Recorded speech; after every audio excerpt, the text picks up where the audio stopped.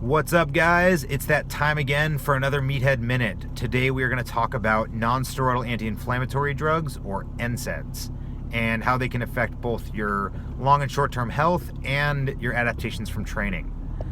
To start with the health aspect, there is plenty of evidence to suggest that NSAIDs are not as benign a medication as we once thought they were.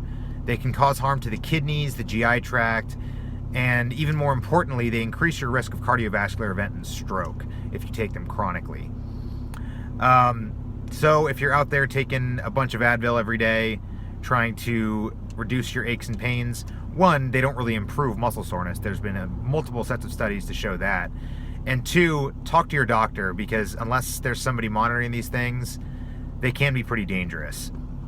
Now, moving on to the performance aspect of NSAIDs, we now know with mounting data that they can actually inhibit your response to strength training.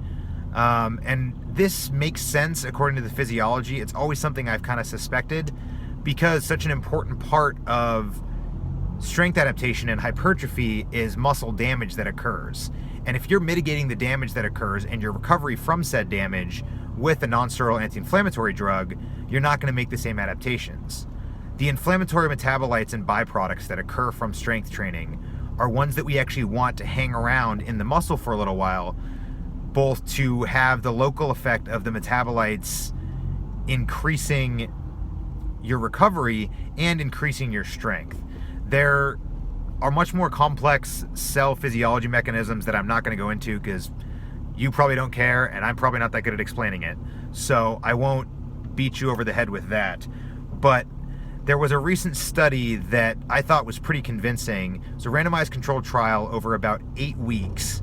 And the two groups were one that received 75 milligrams of aspirin daily, and the other group received 1,200 milligrams of ibuprofen daily. The aspirin group actually built almost twice the muscle that the ibuprofen group did, in addition to having greater strength increases during that time period.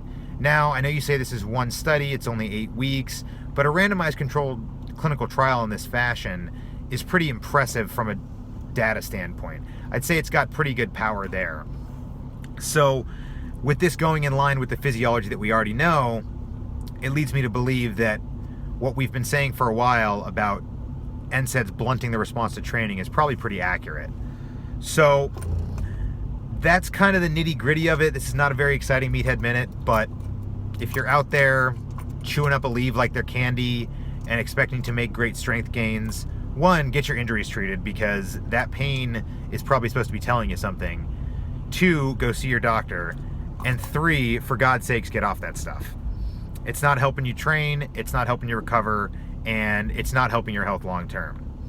Once again, if you have a medical indication for these medications, that is up to you and your physician, but from a training standpoint, this is my interpretation of the data, and I think it's a pretty accurate one. So, if you have any questions, feel free to leave them in the comments. Once again, I can't give you personal medical advice about your issues, but this is pretty convincing, and I hope it helps you improve moving forward. All right, get back to your workouts and stay healthy, guys.